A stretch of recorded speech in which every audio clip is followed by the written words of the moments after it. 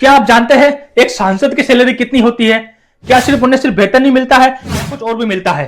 तो जय हिंद दोस्तों, मैं कठात और राजनीतिक जानकों सीरीज का ये डे है 9वां और आज हम बात करेंगे सांसद को सैलरी कितनी मिलती है। तो वैसे आपको बता दें कि सांसद को नॉर्मली 1 लाख रुपया मिलता है और इसके अलावा कहानी यही खत्म नहीं होती। इसके अलावा उन्हें डेली भत्ता भी मिलता है। जब 70 चलता है तब 2,000 रुपए रोज और कंटिन्यूंसी अलाउंस के नाम पर 70,000 रुपए प्रति महीना और ऑफिस खर्चा उसके नाम पर भी 60,000 रुपए महीना उनको मिलता है। अब बात करें सुविधाओं की तो दिल्ली में भाई एक आलीशान बंगला या फ्लैट मिलता है, हवाई यात्रा, रेल यात्रा फ्री या फिर कुछ मात्र नाम के पैसे में उनको फ्री मिलता है। वही टेलीफोन खर्चा, बिजली पानी की सुविधा और स्टाफ रखने की सुविधा, ये सब सरकार की तरफ से उन्हें एकदम फ्री मिलता है।